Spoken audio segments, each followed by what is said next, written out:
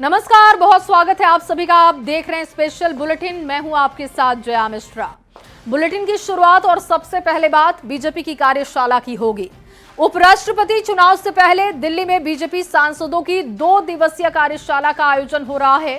पहले दिन प्रधानमंत्री मोदी को जीएसटी के लिए सम्मानित किया गया। खास बात रही कि पीएम मोदी इस कार्यशाला में सबसे पीछे बैठे हुए देखे गए।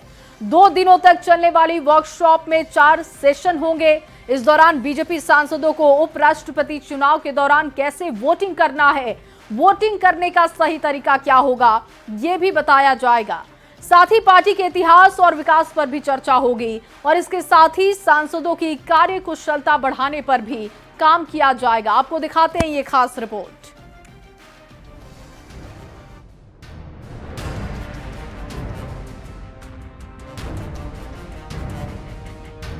उपराष्ट्रपति चुनाव से पहले भारतीय जनता पार्टी ने अपने सांसदों के लिए दिल्ली में 2 दिन की वर्कशॉप रखी है। इस वर्कशॉप के पहले दिन पीएम मोदी का सम्मान किया गया। जीएसटी 2.0 के लिए पीएम मोदी का आभार जताया गया। पीएम मोदी के सम्मान के साथ वर्कशॉप की शुरुआत हुई। खास बात ये रही कि पीएम मोदी इस कार्यशाला में सबसे पिछली पंक्ति में बैठे दिखे। तौर से पूरे देश में जिस तरह से प्रधानमंत्री ने एक रिफॉर्म दिया है, दवाओं में, एसेंशियल कमोडिटीज में, आम गरीब मध्यम लोगों के लिए जिस तरह से 2 स्लैब किया है और जीएसटी का रेट घटाया है, 0 कर दिया है, मेडिसिन पे कर दिया है, तो इससे निश्चित तौर से देश की इकोनॉमी भी बढ़ेगी, लोगों की क्रय शक्ति बढ़ेगी। क्यों? क्योंकि जब बचत होगी तो उससे परचेजिंग पावर बढ़ेगी। 2 दिनों तक चलने वाले वर्कशॉप में 4 सेशन होंगे। इस दौरान बीजेपी सांसदों को उपराष्ट्रपति चुनाव के दौरान वोटिंग करने का सही तरीका बताया जाएगा। साथ ही पार्टी के इतिहास और विकास पर चर्चा होगी। इसके अलावा सांसदों की कार्यकुशलता बढ़ाने पर काम किया जाएगा। वर्कशॉप का मकसद उपराष्ट्रपति चुनाव से पहले 100% वोटिंग के लिए सांसदों को सही ट्रेनिंग देना है। उपराष्ट्रपति चुनाव के लिए 9 सितंबर को वोटिंग होगी। ट्रेनिंग सेशन में सांसदों को बैलेट पेपर पर सही निशान लगाने, चुनाव अधिकारी की ओर से जो पेन दिया गया है उसका सही इस्तेमाल कैसे करना है, इसकी ट्रेनिंग दी जाएगी। इसके साथ ही इस बात की भी ट्रेनिंग दी जाएगी कि बैलेट पेपर को सही तरीके से कैसे मोड़कर बॉक्स के अंदर डालने हैं ताकि वोट अमान्य न हो। उपराष्ट्रपति जी के चुनाव के पूर्व एक मॉक ड्रिल तो होनी ही चाहिए कि पूरा प्रोसीजर क्या है। कई लोगों को पहली बार जो सांसद हुए हैं ये नहीं पता होता है कि ये बैलेट से है या मशीन से है या अंग्रेजी का रोमन डंडा खींचना है या हिंदी वाला खींचना है, अपना पेन इस्तेमाल करना है या वहाँ द्वारा दिया गया पेन इस्तेमाल करना है, तो उससे फिर वोट कैंसिल होने की संभावना कम हो जाती है। उपराष्ट्रपति चुनाव के लिए एनडीए गठबंधन ने सीपी राधाकृष्णन को अपना उम्मीदवार बनाया है। वहीं इंडिया गठबंधन ने बी सुदर्शन रेड्डी को अपना उम्मीदवार बनाया है। इस चुनाव में एनडीए उम्मीदवार की बहुमत मिलना लगभग तय है। Bureau report, news 18। और देखिए, बिहार में मतदाता सूची के स्पेशल इंटेंसिव रिवीजन यानी कि एसआईआर की प्रक्रिया पहले से ही चल रही है और अब चुनाव आयोग इसे पूरे देश भर में लागू करने की तैयारी में है। सूत्रों के मुताबिक 10 सितंबर को चुनाव आयोग देश भर के मुख्य चुनाव अधिकारियों के साथ मीटिंग भी करने वाला है, जिसमें राज्यों की तैयारियों का प्रेजेंटेशन होगा और उसके बाद पूरे देश में एसआईआर को लागू करने का ऐलान हो सकता है।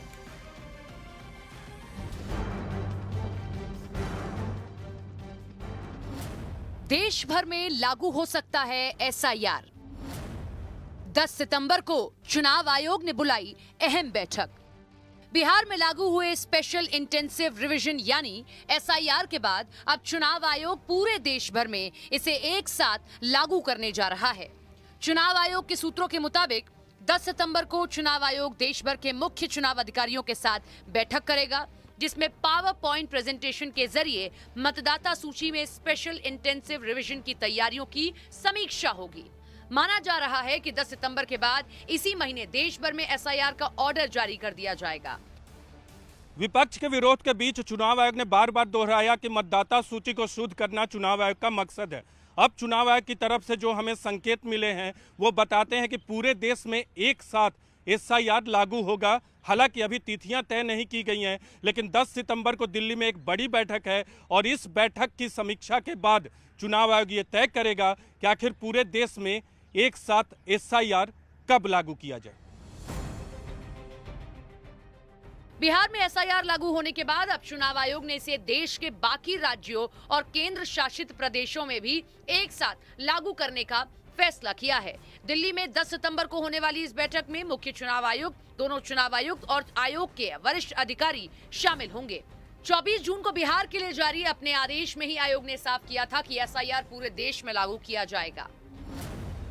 आयोग ने उस आदेश में लिखा था, जन प्रतिनिधित्व अधिनियम 1950 की धारा 21 के तहत आयोग को यह अधिकार है कि वो निर्वाचक नामावलियों का विशेष गहन पुनरीक्षण करा सके, जिसमें मतदाता सूचियों की नई तैयारी भी शामिल है। इसलिए आयोग ने निर्णय लिया है कि पूरे देश में एसआईआर शुरू किया जाए। हालांकि बिहार में विधानसभा चुनाव को देखते हुए वहां एसआईआर पहले लागू होगा और शेष राज्यों के लिए अलग से समय सारणी जारी की जाएगी। बिहार में फिलहाल एसआईआर की प्रक्रिया जारी है, जो 30 सितंबर तक पूरी होगी।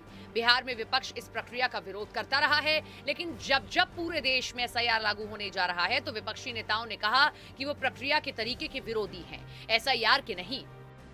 एसआईआर का हम लोगों ने कभी विरोध नहीं किया। एसआईआर का जो प्रोसेस अपनाया गया, जो प्रोसीजर अपनाया गया, उस पर आपत्ति है।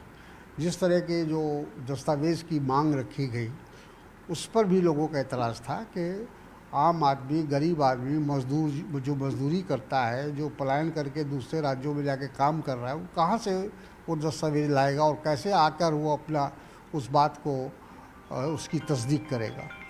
तो हमारा उससे कोई फ़र्क नहीं पड़ता है कि सारे देश में अगर इलेक्शन कमीशन कराना चाहता है तो कराए, लेकिन उसका प्रोसीजर ऐसा रखना चाहिए कि जल्दी लोगों का नाम ना कटे। सबसे बड़ी बात है कि जो हमने चिंताएं दी थी, जिस पर सर्वोच्च न्यायालय की भी मुहर लगी, दस्तावेज को लेकर के जो हठधर्मिता थी, जो अहंकार की भावना थी, जो सुनने की प्रवृत्ति बिल्कुल खारिज सी कर गई थी, उसमें बदलाव आया है। हमारी इस एसआईआर से कभी विरोध नहीं रहा, ये गैर पारदर्शी तरीके से हमारा विरोध रहा और मुझे उम्मीद है कि तमाम स्टेक होल्डर से बात करके ही ये कार्रवाई होनी चाहिए। वहीं एनडीए के नेताओं का कहना है कि एसआईआर से देश भर में मतदाता सूचियों को सही करने और पारदर्शी बनाने में मदद मिलेगी।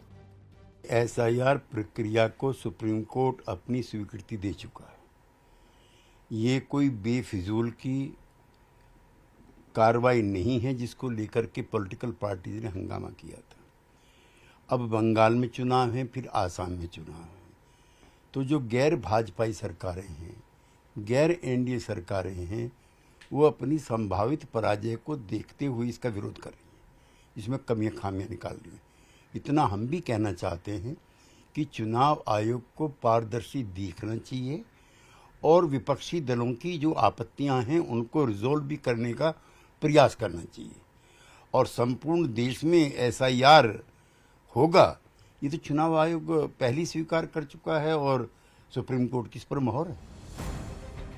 हालांकि चुनाव आयोग ने आधिकारिक तौर पर अभी ये ऐलान नहीं किया है कि पूरे देश में एसआईआर कब से लागू होगा, लेकिन ऐसा माना जा रहा है कि इसकी घोषणा सितंबर में ही कर दी जाएगी।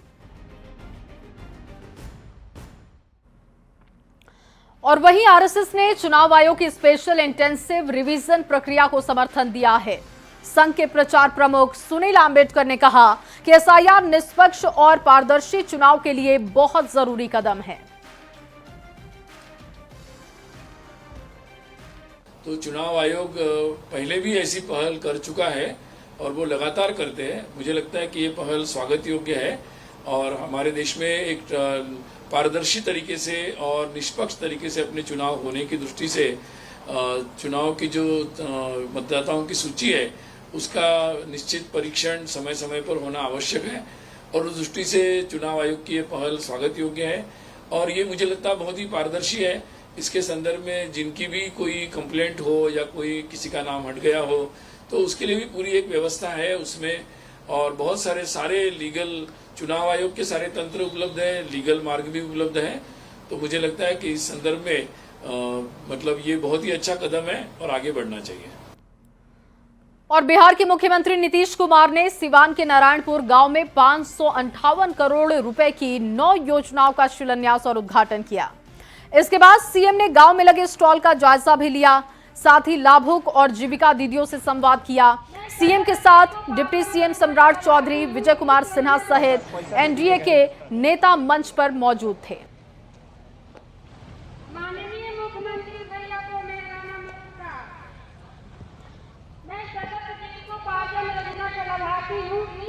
पैसा दे दीजिएगा हेलीकॉप्टर। और वहीं सिवान में सीएम नीतीश कुमार ने कहा कि जो पहले की सरकार थी उसने कोई काम नहीं किया और शाम के बाद कोई घर से बाहर नहीं निकलता था। हम लोगों को मौका मिला तो हमने काम किया। 10 लाख रोजगार की बात थी, लेकिन अब तक 39 लाख रोजगार दे चुकी है सरकार, जो चुनाव के बाद 50 लाख हो जाएगी। सीएम ने विपक्ष पर निशाना भी साधा और कहा कि बाहर वाले आकर कुछ भी बोलकर चले जाते हैं और कहते हैं कि सरकार ने कोई काम नहीं किया। उन लोगों के चक्कर में आपको नहीं आना है। कभी कोई आज तक काम नहीं किया, अब कुछ नहीं होगा, इसलिए उन लोगों के चक्कर में मत रहिएगा। और यहाँ पर हम लोग इतना ज्यादा कर रहे हैं और सब मिल करके एक एक तरह का काम हर जगह सब जगह के आगे बढ़ाने के लिए सब काम किया जा रहा है। हमने कौन सा काम किया? हम लोगों के यहाँ से गलती हुआ, 2 बार 1.5 महीना जो हम लोगों ने उस सबके इच्छा पर रख दिए थे, लेकिन कुछ नहीं किया। बाएं दाएं करता था उसको हटा दिया। और जो हम लोगों का शुरुआत हुआ था उसी तरह से जो बीजेपी और जेडीयू का हम लोगों ने तय कर दिया, कभी भी उन लोगों के साथ नहीं, वो लोग कभी कोई काम नहीं। हम लोग पहले से भी आगे आए और इतना काम करवाया। अब सब दिन के लिए हम लोग यही काम करेंगे मिल करके। अब जानते हैं अब केंद्र से भी बहुत सहयोग मिल रहा है, तो चारों तरफ से एक एक काम हो रहा है जो आपको बताए। और चलिए आगे बढ़ते हुए आपको बड़ी खबर दे चतरा से। ये बड़ी खबर, पुलिस ने हथियार तस्कर को दबोचा। AK-47 की 393 कारतूस बेचने आया था, बिहार से बेचने आया था हथियार। एक नाबालिग को हिरासत में लिया गया है। तस्करी में इस्तेमाल बाइक और मोबाइल को भी पुलिस ने जब्त किया। हंटरगंज थाना पुलिस की ये कार्रवाई है। आपको बता दें कि एक नाबालिग को पकड़ा गया है, एक नाबालिग को हिरासत में लिया गया। दरअसल जानकारी मिल रही है कि पुलिस ने हथियार तस्कर को दबोचा और AK-47 की 393 कारतूस बेचने के लिए यह तस्कर आया था। बिहार से बेचने आया था ये हथियार और एक नाबालिग को भी पुलिस ने हिरासत लेकर इस पूरे मामले का खुलासा किया है। साथ ही पुलिस इस पूरे नेटवर्क और नेक्सस को भी खंगालने में लगी हुई है। तो देखिए, बिहार से AK-47 जैसे अत्याधुनिक हथियार का गोली बेचने झारखंड पहुंचे एक हथियार तस्कर को हंटरगंज थाना पुलिस ने गिरफ्तार कर लिया। वहीं एक नाबालिग को निरुद्ध किया गया है। गिरफ्तार तस्कर के पास से तस्करी में प्रयुक्त होंडा साइन मोटरसाइकिल व वीवो कंपनी का मोबाइल फोन भी जब्त किया गया है। आपको बता दें कि प्रेस कॉन्फ्रेंस करते हुए इस पूरे मामले का खुलासा किया गया है। साथ ही ये भी कहा गया कि इस पूरे कनेक्शन को हम खंगाल रहे हैं कि आखिर इसके पीछे और कितने लोग हैं। फिलहाल बंगाल कनेक्शन का खुलासा पुलिस ने किया और आपको साथ ही ये भी बता दें कि पुलिस की तरफ से लगातार इसकी जानकारी जुटाई जा रही है और एक नाबालिग की इसमें गिरफ्तारी हुई है। पुलिस का कहना है कि इसको हम इस एंगल से भी खंगाल रहे हैं कि आखिर कहीं नाबालिग युवकों को टारगेट तो नहीं किया जा रहा। ये देखिए, तस्वीरें उसी वक्त की है जब ये गिरफ्तारी हुई थी।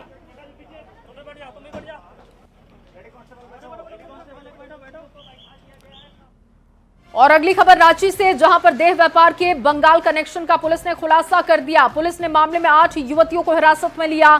सभी युवतियों को एक गर्ल हॉस्टल से हिरासत में लिया गया है। जानकारी के अनुसार हॉस्टल संचालक ये पूरा धंधा चलवा रहा था। हालांकि आरोपी संचालक अभी तक पुलिस गिरफ्त से दूर है, लेकिन पुलिस ने आरोपी की जल्द गिरफ्तारी का भरोसा दिया। इस पर ज्यादा जानकारी दे रहे हैं संवाददाता ओम प्रकाश, उनकी रिपोर्ट देखिए। अधीक्षक महोदय को ये सूचना प्राप्त हुई थी कि बाहर के राज्यों से कुछ व्यक्तियों के द्वारा महिलाओं और लड़कियों को यहाँ लाया जा रहा है और उनसे प्रोस्टिट्यूशन का काम कराया जा रहा है। इसका अभी सत्यापन किया जा रहा है। कुछ लड़कियाँ जो हैं वो बाहर की बरामद हुई हैं, जिनके पास वैलिड दस्तावेज नहीं है, उसकी जांच हो रही है और जो आगे की कार्रवाई है वो जांच के बाद बताई जाएगी।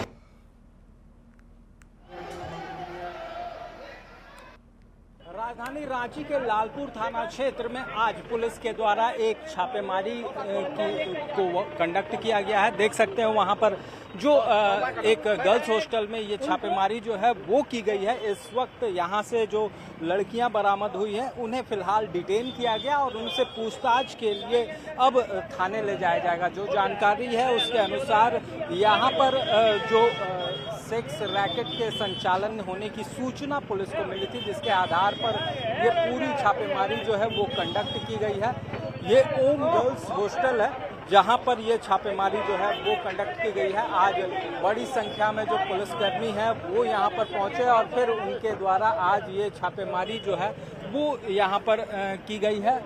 कई लोगों को हिरासत में लिया गया, हालांकि जो संचालक है वो यहाँ से फिलहाल बरामद नहीं हुआ है, लेकिन उसकी भी तलाश जो है पुलिस कर रही है और देखना होगा कि इस पूरे मामले में क्या कुछ खुलासे होते हैं।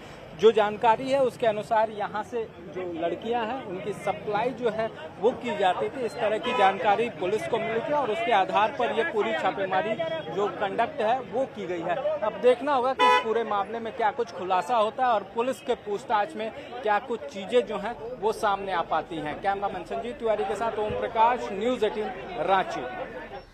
और अगली खबर राजगीर से, जहां आज हॉकी एशिया कप 2025 का फाइनल मुकाबला खेला जाना है, जिसमें भारतीय पुरुष हॉकी टीम का मुकाबला कोरिया से होगा। फाइनल मुकाबले को लेकर प्रशंसक काफी उत्साहित हैं। अभी से लोगों का स्टेडियम पहुंचना शुरू हो चुका है। शाम 7:30 बजे कोरिया से फाइनल मुकाबला खेला जाएगा। शनिवार को भारतीय टीम ने आखिरी सुपर 4 मुकाबले में चीन को हराकर खिताबी मुकाबले में प्रवेश किया था। भारतीय टीम ने चीन को 7-0 से हराया था। नालंदा जिले के राजगीर में, जहां आप देख सकते हैं राजगीर खेला स्टेडियम के बाहर जो है भारतीय प्रशंसक जो है काफी जो है जोश में है और आज जो है भारत और कोरिया के बीच जो है हॉकी को लेकर जो है फाइनल मैच होना है, जिसको लेकर जो है देख सकते हैं किस तरह से जो है भारतीय दर्शक हैं जो आज काफी खुश हैं और लगातार जो है यहाँ पर टी शर्ट की खरीदारी कर रहे हैं। तो आप देख सकते हैं किस तरह से जो है यहाँ पर जो भारतीय दर्शक जो है खास करके यहाँ पर जो है खरीदारी कर रहे हैं, तो टी शर्ट की खरीदारी कर रहे हैं और जो भारतीय खिलाड़ी है उनका जोश जो है हाई करने में जुटे हुए हैं। तो देख सकते हैं किस तरह से जो है तिरंगा जो है अपने हाथों में लहरा रहे हैं और जानेंगे इन दर्शकों से। ये पता जाए क्या जो तिरंगा लेकर कहाँ जा रहे हैं? जा रहे हैं स्टेडियम। तिरंगा लेकर कहाँ जा रहे हैं? स्टेडियम जा रहे हैं हॉकी मैच देखने के लिए। आज भारत और कोरिया के बीच है, तो क्या लग रहा है भारत जीतेगा ना? हाँ जरूर जीतेगा। फाइनल मैच है। हाँ जीतेगा जरूर। क्या उम्मीद है? पूरा उम्मीद क्या 100% भरोसा है। हाँ भारत जीतेगा। पिछला साल भी वोमेन्स में जीती, इस बार भी मेंस में जीतेगा। क्या नाम हुआ? अभिषेक कुमार। क्या लग रहा है? इंडिया जीतेगा। उम्मीद है? पूरा उम्मीद है। 100 फाइनल होना है, खास करके राजगीर में। जी। कहाँ से आए हैं?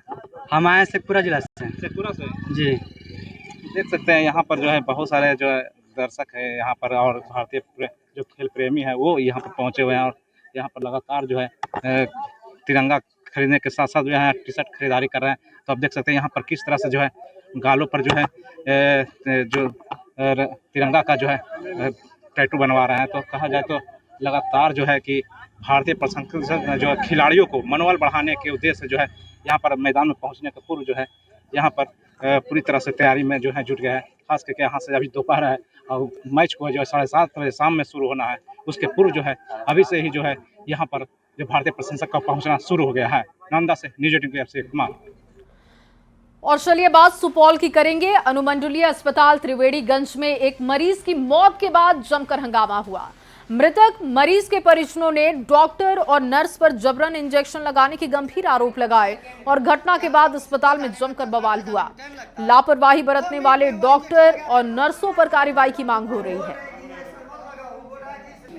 इसको हम यहाँ तक पहुँचा दिए, यहाँ से हमको सुपौल जाने में सहरसा जाने में टाइम लगता है। 2 मिनट नहीं हुआ, इंजेक्शन लगाया, मर गई। यहाँ पे हम आप डॉक्टर के पास आए, डॉक्टर सरवन यादव आया, बोला कि हम इंजेक्शन लगा रहे हैं। 2 मैडम आई, 2 मैडम आने के बाद वो मैडम बोली कि हमें इंजेक्शन लगा रहे हैं। हम बोले कि डॉक्टर साहब इंजेक्शन नहीं लगाना है। डॉक्टर साहब बोला कि हम डॉक्टर की तू डॉक्टर। ठीक है, डॉक्टर लगाने के बाद इंजेक्शन मैडम लगाने के बाद मेरी माँ दम तोड़ दी। पेशेंट बहुत ही सीरियस अवस्था में हमारे पास आया था, तो हम लोग ने जस्ट प्राथमिक उपचार उसको करके हायर सेंटर के लिए बोला गया। तो सीरियस स्थिति में था ही, तो इसको प्राथमिक उपचार के बाद 10-15 मिनट के बाद पेशेंट कोलैप्स कर गया। अब ये लोग और इसी खबर के साथ इस बुलेटिन में बस इतना ही। आप बने रहिए न्यूज़ 18 बिहार झारखंड के साथ।